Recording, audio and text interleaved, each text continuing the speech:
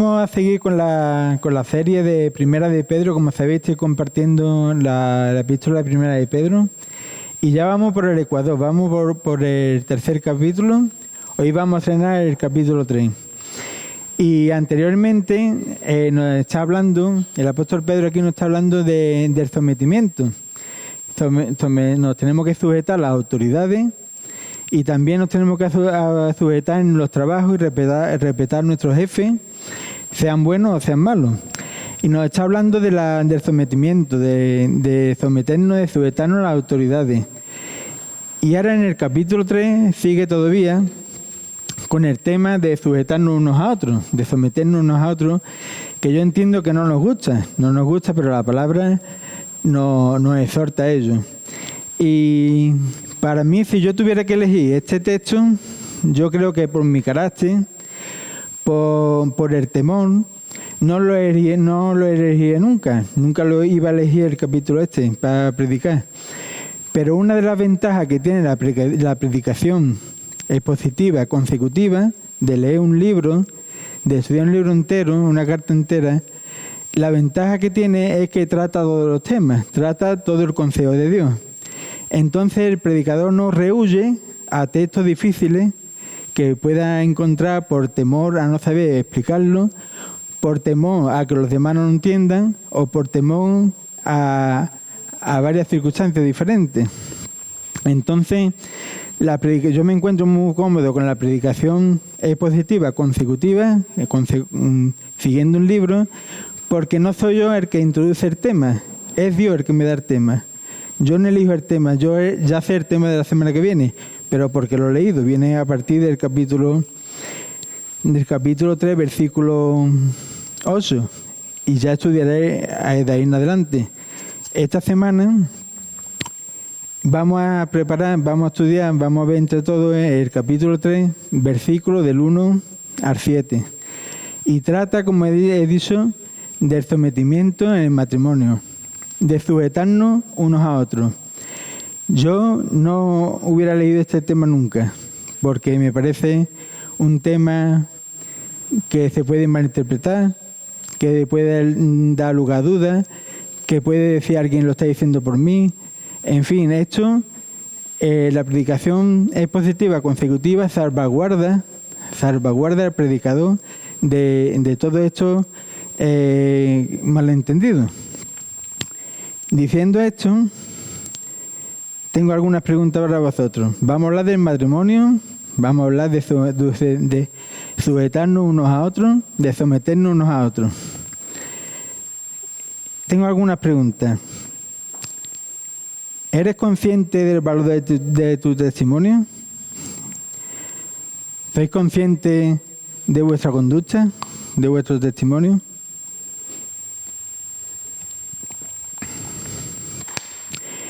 ¿Está tu conducta alineada con los valores cristianos, con los valores del Señor? ¿Cómo es tu conducta en el matrimonio? Son preguntas que las dejo ahí para que estén ahí votando durante el tiempo de la predicación. Como matrimonio, a mí me ha dado fuerte esta semana, porque la Biblia es un espejo, lo dice Santiago, que es un espejo que cuando tú la abres, el primero que te ve eres tú. Y a mí el Señor me ha dado por todos lados esta semana. Entonces, ¿pasas tiempo en oración con tu mujer, con tu marido? ¿Pasamos tiempo buscando al Señor juntos?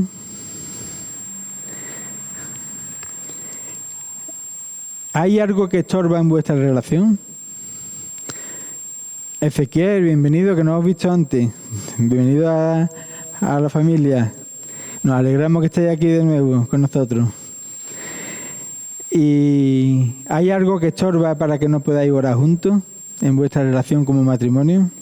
Por eso digo que yo nunca hubiera elegido este texto, porque es un texto que a mí todo me da, pero este me está dando más duro todavía. Entonces, el primero que recibe la exhortación del Señor es la persona que lo lee, se lo predica, que se lo prepara. Entonces un tema que a mí me ha tocado mucho. Y por eso decía que yo nunca leería este texto, pero como la predicación expositiva, consecutiva, siguiendo un texto, siguiendo un libro, te salvaguarda de muchas cosas porque predica todo el consejo de Dios, no deja nada de lado de algo que no te guste, sino que te obliga a ello. Pues con estas preguntas que os he dicho, si oráis juntos como matrimonio, vamos a leer el texto que se encuentra, como he dicho, en el capítulo 3 de Primera de Pedro, versículo del 1 al 7, dice la palabra del Señor. Asimismo, vosotras, mujeres, estad sujetas a vuestros maridos, para que también los que no creen a la palabra sean ganados sin palabra por la conducta de sus esposas, considerando vuestra conducta casta y respetuosa. Vuestro atavío no sea el externo de peinado ostentoso, de adornos de oro, de vestidos lujosos, sino el interno, el del corazón, en el incorruptible ornato de un espíritu afable y apacible, que es de grande estima delante de Dios. Porque así también se ataviaban en otro tiempo aquellas santas mujeres que esperaban en Dios, estando sujetas a sus maridos. Como Sara obedecía a Abraham, llamándole Señor, de la cual vosotras habéis venido a ser hijas, si hacéis el bien sin tener ninguna amenaza.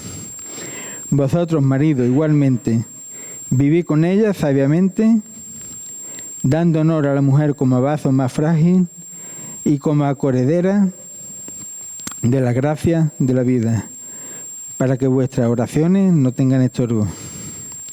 Señor y Padre, gracias por tu palabra. Gracias porque tu palabra alumbra nuestro camino, Señor. Y te pido que en este momento, Señor, tú me ayudes a mí a explicar tu palabra, Señor, con fidelidad, con claridad, y que sea pertinente a mis hermanos, Señor, y que ellos puedan escucharla, atesorarla en su corazón y puedan aplicarla en su vida, Señor. Pido tu bendición para este momento, en tu nombre. Amén. Bien, pues lo primero que nos dice es asimismo. Asimismo, vosotras mujeres. Está hablando del contexto inmediato. Ha hablado de que nos tenemos que someter al gobierno, a las autoridades, a los reyes. También hemos visto que nos tenemos que sujetar en nuestro trabajo, a nuestros jefes, no solamente a los fáciles de soportar, sino también a los difíciles. Y ahora aquí Pedro está conectando todo eso con el matrimonio.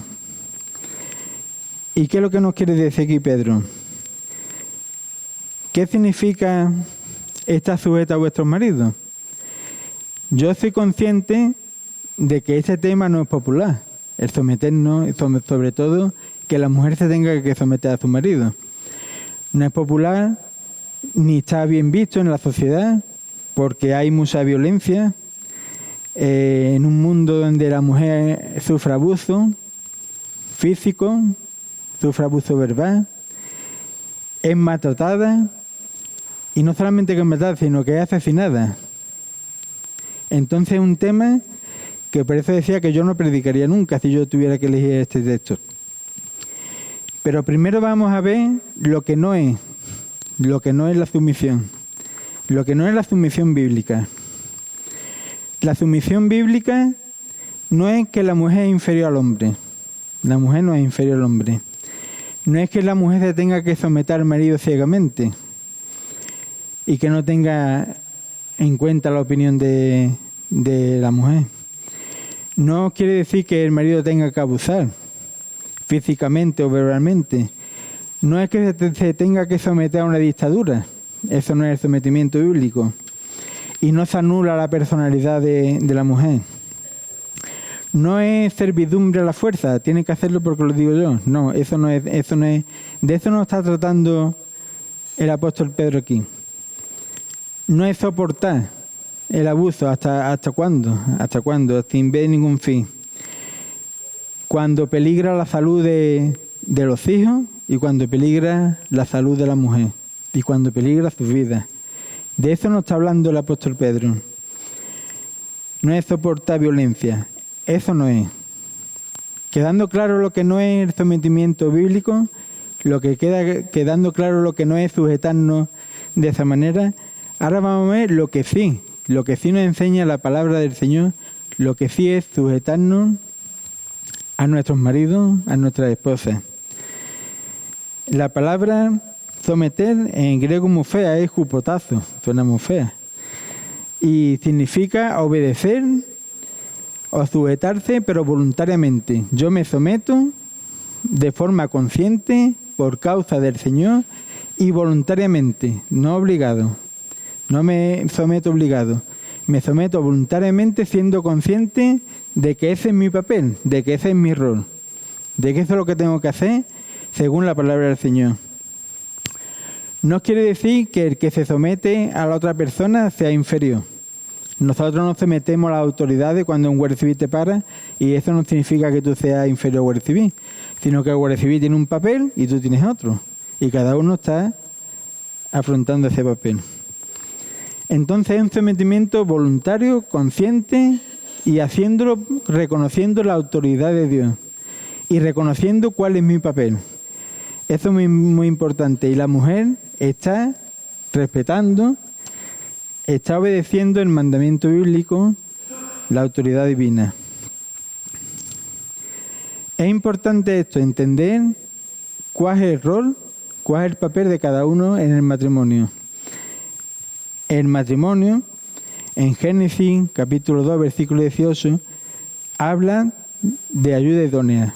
La mujer iba a ser ayuda idónea para el marido, con la idea de complementar al marido, de complementarlo, de completarlo, con igual dignidad, la misma dignidad los dos. No uno superior a otro, no, solamente una ayuda idónea para complementar a su marido, para que el matrimonio pueda ir junto para adelante. Esto es respetar y someterse. Y es un reflejo de cómo la Iglesia se somete a Cristo, que es la cabeza. Cómo Cristo se somete a Dios Padre, y por eso no quiere decir que Cristo sea inferior a Dios Padre. En el huerto de Getsemaní, cuando lo vimos con Lucía y familia, vimos cómo Cristo se sometió a la voluntad del Padre.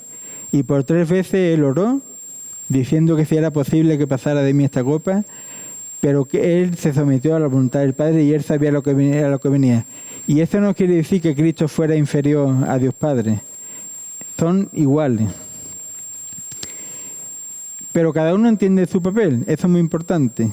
Cada uno tiene que entender su papel. Mirad lo que dice en Efesios capítulo 5, versículos 22 al 24. Las casadas estén sujetas a su propio marido, como al Señor. Como al Señor. Porque el marido es cabeza de la mujer, así como Cristo es cabeza de la Iglesia, la cual es su cuerpo y Él es su Salvador. Así que como la Iglesia está sujeta a Cristo, así también las casadas lo estén a su marido en todo. Bien, como he dicho, Cristo es nuestro ejemplo. Nosotros como Iglesia estamos sometidos a la cabeza que es Cristo, y Cristo está sometido a Dios Padre. Hay un orden, pero no hay ningún tipo de inferioridad. Todos somos iguales. La mujer es igual al hombre. En 1 Corintios 11:3 dice: pero quiero que sepáis que Cristo es la cabeza de todo varón. Cristo es la cabeza de todo varón. Y es la cabeza, y el varón es la cabeza de la mujer. Y Dios la cabeza de Cristo. Hay un orden, cada uno tiene un papel, cada uno tiene un rol, cada uno tiene que cumplir su parte. Si nos saltamos los roles, nos saltamos los papeles, ya hay conflicto. Es como, me estaba acordando esta semana de la obra, me estaba acordando de Pepito. En la obra, Pepe, si no hay un buen peón, ¿un oficial qué hace? Hace poco. Puede hacer cosas, pero no puede avanzar. Igual que un peón en la obra, o un peón de carpintería, o un auxiliar de enfermería, o un asistente en una oficina, una secretaria, que está complementando a otra persona, Pues es la misma idea. La mujer es ayuda idónea, igual que un peón bueno, es ayuda idónea para un oficial albañil. Se complementan y los dos son uno. Y los dos tienen un objetivo que es edificar. Si cada uno entiende su papel, si yo como peón le quito el paladar a Pepito y yo no sé poner ladrillo y yo quiero tener papel que tiene Pepito, entonces ahí ya hay un desbarajuste, porque la obra no avanza, porque pongo los ladrillos mal, ahora él tiene que hacer la mezcla, cuando la mezcla la tengo que hacer yo. Entonces, si no hay un rol, si cada uno no entiende su papel, si cada uno no entiende su rol en el matrimonio no puede ir junto, no puede ir bien encaminado.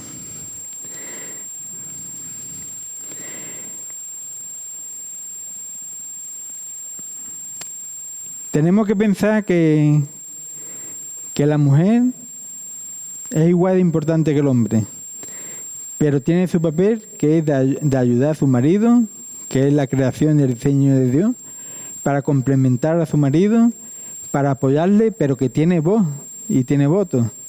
Tiene dignidad, es igual en dignidad a su marido. El marido tiene que proveer, tiene que protegerla, tiene que amarla, y ahora vamos a ver los requisitos del marido. Pero hasta que no lleguemos al versículo 7, no me quiero adelantar. Entonces, aquí en el contexto que estamos viendo, sabemos que estaban siendo perseguidos, que estaban expatriados en Asia, Ponto, Asia, Bitinia, que eran ciudades romanas, en una cultura romana. Se estaba predicando el Evangelio, y ¿qué pasaba? Que había matrimonio que se convertía a la mujer y el marido no. Era lo más habitual. Se convertían las mujeres y el marido se convertía luego un poquito más adelante. Pero está hablando en el contexto del matrimonio. ¿Qué pasaba? Que Pedro se da cuenta de la difícil situación que tenían las mujeres, porque en esas circunstancias lo normal era que cuando se casaban un matrimonio y tenían diferentes religiones, la mujer fuera la que asumiera la religión del esposo. Y si una mujer cristiana se convertía al Señor, el marido podía recriminarle y podía decirle qué estaba haciendo y no está de acuerdo. Entonces, por eso es tan importante lo que nos dice aquí. Dice, para que también los que no creen a la palabra sean ganados sin palabra por la conducta de sus esposas. El versículo 1. Asimismo vosotras mujeres, estad sujetas a vuestros maridos, para que también los que no creen a la palabra sean ganados sin palabra por la conducta de sus esposas. Pedro se da cuenta de esta situación tan difícil que están teniendo estas mujeres. Y eso era lo normal, que la mujer asumiera la religión del marido.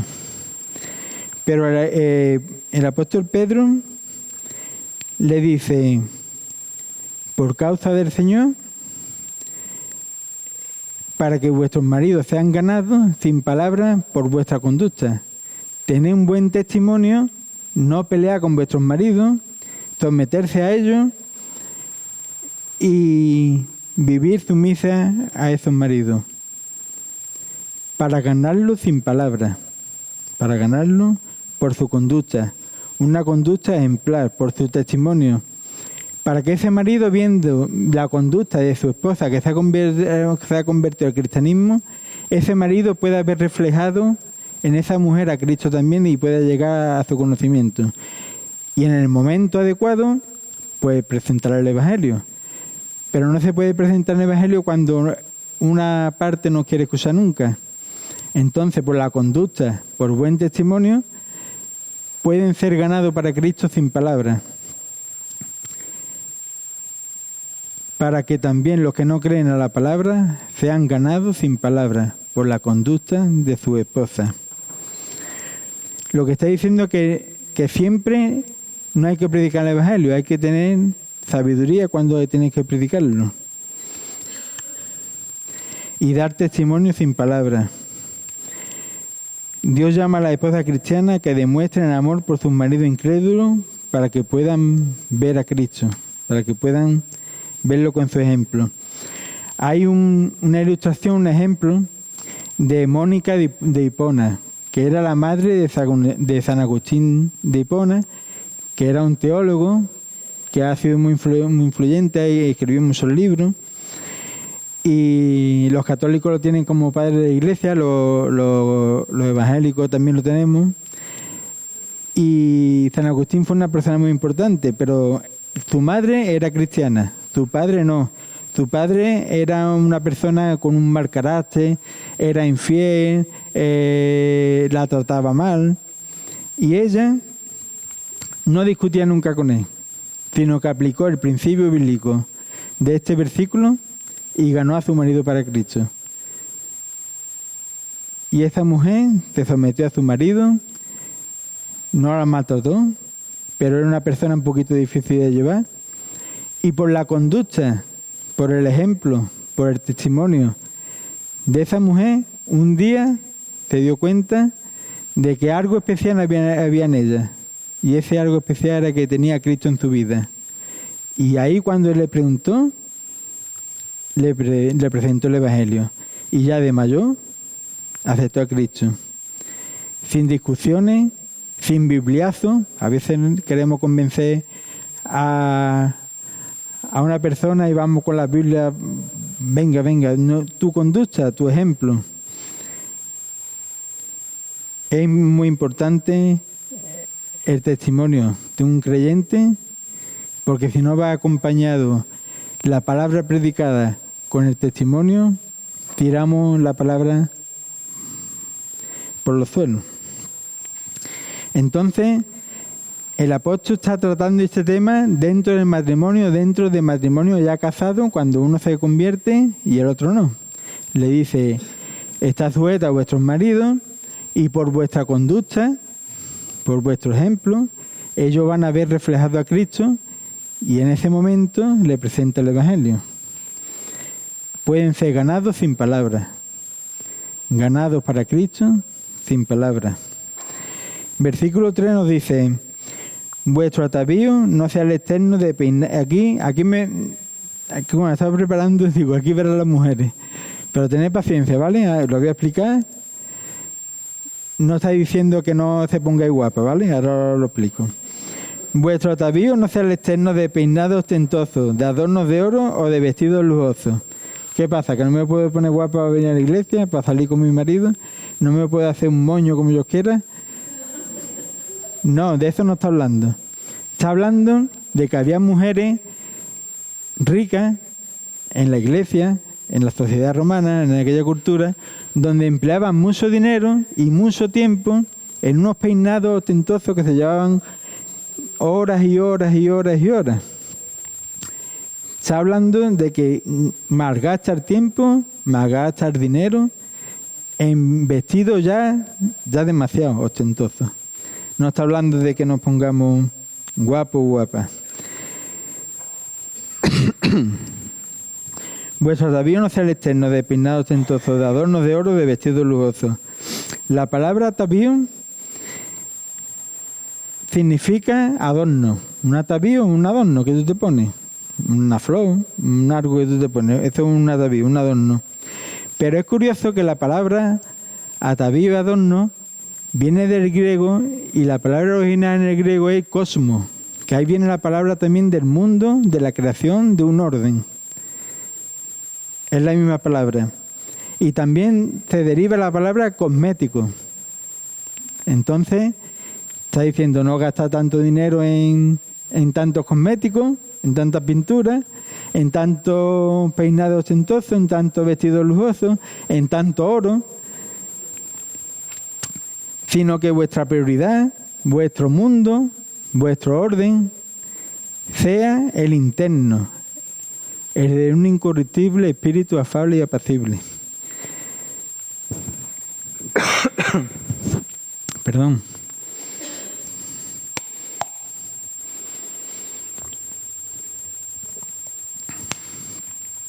Lo que está hablando ya es al exceso, a excederte de de peinado y cosas raras. Y que tenga un orden, como la palabra cosmos. Un orden que tu prioridad sea ante el espíritu afable y apacible. Y no cuidar tu corazón, porque echaba mucho tiempo en cuidar su apariencia externa, pero esa apariencia se va. Lo que le está diciendo es que cuide tu apariencia interna, que cuide tu corazón al sujetarte a tu marido con un espíritu afable y apacible. Tener en orden en las prioridades. Primero, cuidar nuestro corazón. Lo que hace un contraste. Me voy a quedar sin voz, ¿verdad?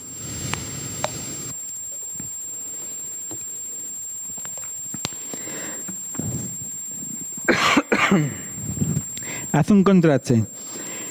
Vuestro atavío no sea el externo de peinado ostentoso, de adornos de oro o de vestidos lujosos, sino el interno, el de corazón, el incorruptible ornato de un espíritu afable y apacible, que es de grande estima delante de Dios.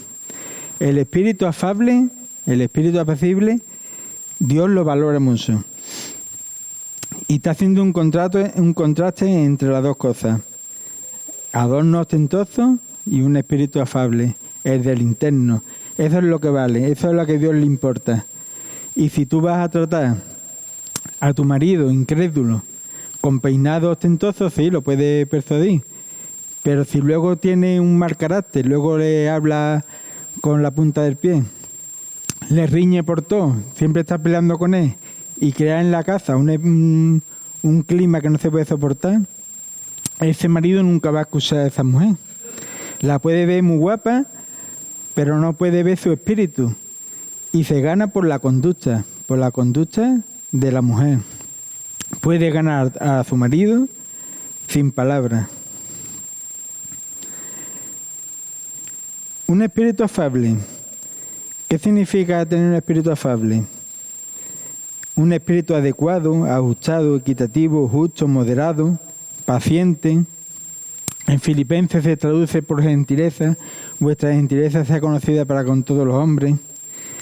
Un espíritu amable, con una persona que te dé ganas de estar. Una persona de buen carácter, una persona mansa, como el Señor Jesús, que dijo sobre él en Mateo 11:29, llevad mi yugo sobre vosotros y aprended de mí que soy manso y humilde de corazón. Un espíritu apacible, afable, es un espíritu manso y humilde de corazón. Que te den ganas de estar con esa persona, que tú quieras estar con esa persona, que el marido vea y se sienta a gusto con su mujer y estén tranquilos. La palabra apacible significa paz, reposo, tranquilidad, sosegado, que no estés con una persona que está todo el tiempo peleando, que estés con una persona que te dé paz, que te dé tranquilidad, que te dé sosiego. Y esos son los adornos que el apóstol Pedro le está pidiendo a esas mujeres. Dejaros de tantos peinados ostentosos y adornaros con el ornato incorruptible de un espíritu afable y apacible, porque eso es lo que vale delante de Dios. Pero también te puede poner guapa. No estoy diciendo, y la palabra no está diciendo que no te ponga guapa. Te puedes poner guapa, te puedes peinar como tú quieras, te puedes vestir como tú quieras, pero no para presumir algo ostentoso y que no vaya acompañado de un espíritu afable y apacible. Que te pongas guapa, pero que vaya acompañado con un espíritu afable y apacible para ganar a su marido incrédulo. Porque el Señor mira el corazón, no mira lo que ve el hombre, como dice en 1 Samuel 16:17. Y Jehová responde a Samuel: no mires a su parecer ni a lo grande de su estatura, porque yo lo desecho, porque Jehová no mira lo que mira el hombre, pues el hombre mira lo que está delante de su ojo, pero Jehová mira el corazón. Un espíritu afable y apacible, para ganar sin palabras a los que no creen. También este principio bíblico lo podemos aplicar en el trabajo, con compañeros que no creen a la palabra, pero con nuestra conducta podemos ganarlo sin palabras. Oye, ¿tú por qué actúas así? ¿Tú por qué no mientes? ¿Tú por qué no robas? ¿Tú por qué no haces esto? Pues ya te da pie a demostrarles, mira, yo no lo hago porque tengo temor de Dios y creo que esas cosas no están bien. Y ya puedes entablar una conversación y puedes presentar el Evangelio. Y puedes ganar a personas y compañeros, vecinos, amigos para Cristo sin palabras, sin tanto palabrerío, por vuestra conducta, por vuestro ejemplo. Y ahora aquí, el versículo 5, dice, pone un ejemplo, y pone de ejemplo a Sara, la mujer de Abraham, porque así también se ataviaban en otro tiempo aquellas santas mujeres que esperaban en Dios, estando sujetas a sus maridos. ¿Y cómo se ataviaban? ¿Cómo se adornaban esas mujeres? Pues con un espíritu afable y apacible, confiando en Dios, sujetándose a sus maridos y adornando su corazón, dándole testimonio. Esperaban en Dios, como he dicho al principio, sujetándose de forma consciente y voluntariamente para hacer ayuda idónea a su marido y complementarlo, y así cumplir el diseño de Dios, el plan de Dios, el rol de Dios, el papel que Dios ha establecido para el matrimonio. Y dice, como Sara obedecía a Abraham, llamándole Señor. Esto no quiere decir que nosotros, que ahora las mujeres tengáis que decirle a vuestro marido Señor. No, sino esto en un caso puntual, cuando le anunció que iba a tener un bebé, y ahora será mi Señor ya anciano, tendré el deleite, tendré hijos. Pues le llamó Señor, pero no quiere decir que tenemos que hablarle con respeto, claro, el respeto siempre tiene que estar. Y pone como ejemplo Sara, que reconocía que Abraham era su cabeza, y ella sabía cuál era su papel. Cada uno se sujetaba a su papel. Y ahora ya mujeres podéis respirar. Ya podéis respirar. Ya hemos terminado con las mujeres. Ahora vamos con los hombres. En el versículo 7, y a los hombres los pone bien, ¿eh? El papel de los hombres es muy difícil también, ¿eh? Ahora les toca a los hombres. Vosotros, en el versículo 7, vosotros, maridos, igualmente, vivid con ella sabiamente, dando honor a la mujer como a vaso más frágil y como a coherederas de la gracia de la vida, para que vuestras oraciones no tengan estorbo. Le dice lo mismo que a los hombres, está diciendo lo mismo que a las mujeres. En el versículo 1 dice, asimismo vosotras mujeres, asimismo, igualmente que nos tenemos que someter al gobierno y en el trabajo, asimismo se tenéis que someter en vuestro matrimonio, vuestros maridos. Y ahora le dice, vosotros maridos igualmente que las mujeres se tienen que sujetar a sus maridos, igualmente que nos tenemos que sujetar en el trabajo a nuestros amos, igualmente que nos tenemos que sujetar al gobierno, pues ustedes también se tienen que sujetar, ustedes no se vayan a escapar. Vosotros maridos igualmente. Los hombres también se tienen que someter a las mujeres. El hombre en el matrimonio también se tiene que someter a su mujer, pero no igualmente que en el caso del hombre. No se tiene que someter como cabeza, sino como ayuda también idónea para la mujer, de amarla, de respetarla. No se tiene que someter en forma de que su mujer sea el líder para ella. El líder es el hombre, el responsable es el hombre, la cabeza es el hombre. La mujer es la ayuda idónea, el complemento. Pero se tiene que someter en el cumplimiento del deber de amarla. Tiene que amarla, y ahora vamos a ver lo que le pide. Tiene que amarla y cubrir sus necesidades. Y dice, vivir con ella sabiamente. ¿Qué significa vivir con ella sabiamente? Vivir con ella con entendimiento. Vivir con ella no exasperándola, sino con sabiduría.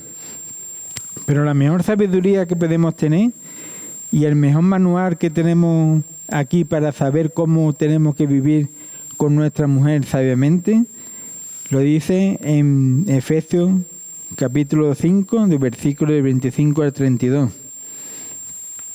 Bebe agua porque son varios versículos.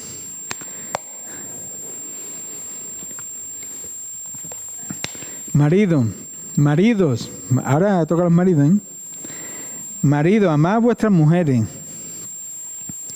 así como Cristo amó a la iglesia y se entregó a sí mismo por ella. ¿Habéis escuchado lo que le pide a los maridos? Así como Cristo amó a la iglesia y se entregó a sí mismo por ella, para santificarla, habiéndola purificado por el lavamiento del agua por la palabra, a fin de presentarla a sí mismo una iglesia gloriosa, que no tuviese mancha ni arruga ni cosa semejante, sino que fuese santa y sin mancha. Así también los maridos, deben amar a sus mujeres, como a sus mismos cuerpos. El que ama a su mujer, a sí mismo se ama, porque nadie aborreció jamás su propia carne, sino que la sustenta y la cuida, como también Cristo a la iglesia, porque somos miembros de su cuerpo, de su carne y de sus huesos. Por esto dejará el hombre a su padre y a su madre, y se unirá a su mujer, y los dos serán una sola carne. Grande es este misterio, mas yo digo hecho respecto de Cristo y de la iglesia. Por lo demás, cada uno de vosotros ame también a su mujer como a sí mismo, y la mujer respete a su marido. Aquí nos pone a los hombres, a los maridos, el listón bien alto. ¿Cómo tenemos que amar a nuestras mujeres? Muy fácil. Como Cristo amó a la iglesia. ¿Cómo amó Cristo a la iglesia? ¿Cómo la amó? Un amor sacrificado. Se entregó por completo, sin reserva. No se dejó nada guardado en el bolsillo, se entregó completamente. Nosotros como los maridos, y por eso decía al principio que a mí me ha dado fuerte, me ha soltado el Señor, porque yo tengo que vivir con mi mujer entregándome a ella totalmente. No me puedo guardar nada. A veces es difícil, está uno cansado, vienen circunstancias, pero yo tengo que amar a mi mujer como Cristo amó a la iglesia. ¿Y cómo Cristo amó a la iglesia? Entregó su vida en una cruz por nosotros. Pues eso te está pidiendo a ti, marido, que te entregue totalmente a tu mujer, sin reserva, que la ame, que la cuida, que la proteja, que ores por ella y que ores con ella.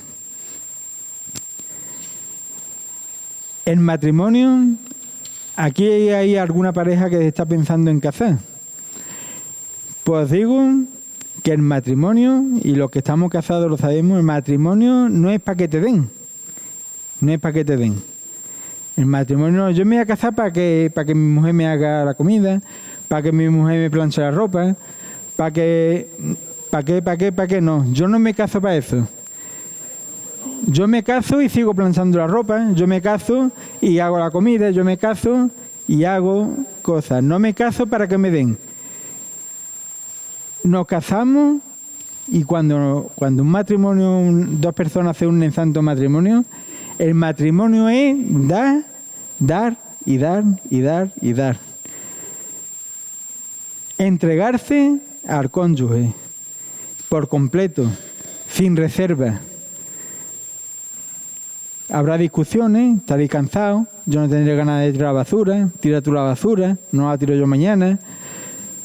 Pero tú dices, yo me tengo que entregar a mi mujer, voy a tirar la basura. Que sabemos lo que es el matrimonio. El matrimonio es difícil, no es todo color de rosa. Y sobre todo al principio cuando se casan dos personas, mientras que engranan, en el noviazgo está todo muy bonito y va todo muy bien. Pero en el momento que conviven 24 horas, 375 días, ya no me gusta esto, no me gusta lo otro, ya voy engranando, que si tu padre ha dicho, que si mi madre ha dicho lo otro, que si tal, hasta que engranan completamente Pasa un tiempo. Entonces, si te vas a casar para que te den, no te cases. No te cases. Tú te casas para entregarte a tu mujer, para entregarte a tu marido, como Cristo se entregó a la iglesia. ¿Estáis de acuerdo con esa afirmación? ¿Estáis de acuerdo? ¿O me tengo que salir corriendo de aquí? Pues por eso decía yo que tenía temor de predicar este pasaje, que si yo lo tuviera que elegir, no lo elegiría. Lo hago porque hay que aplicar todo el consejo de Dios. Bien.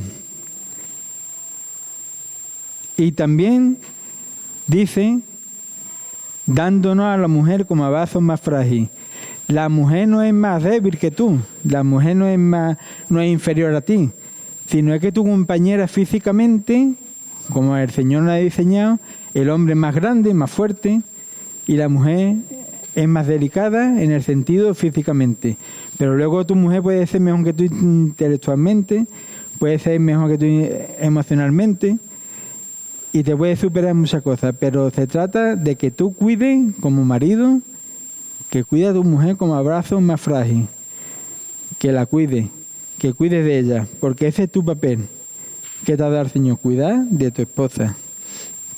Y la tienes, eso como vaso más frágil, una metáfora, la tienes que tratar con delicadeza. Los hombres somos muy brutos, cuando jugamos al fútbol y hay niñas, las niñas salen revoleadas. Pues no, si vas a jugar en este caso en el matrimonio, tienes que tener delicadeza. Y tienes que tratar a tu mujer no como trata a tu amigo o a tu compañero de fútbol, sino con delicadeza.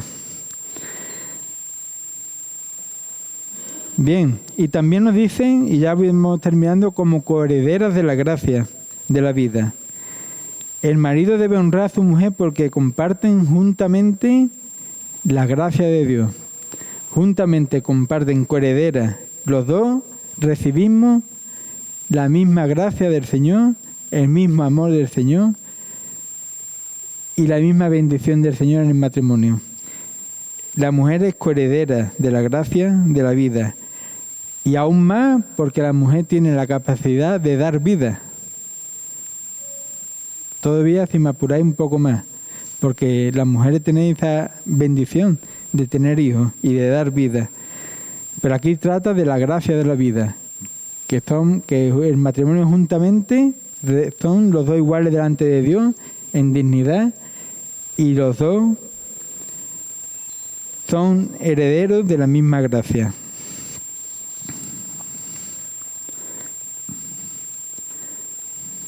Y por último, para que vuestras oraciones no tengan estorbo.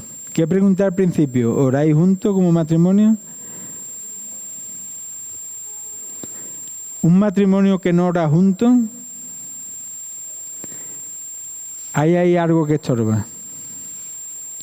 Puede ser los hijos, puede ser la familia, puede ser que tu relación con Dios no esté buscando al Señor, cada uno por un lado,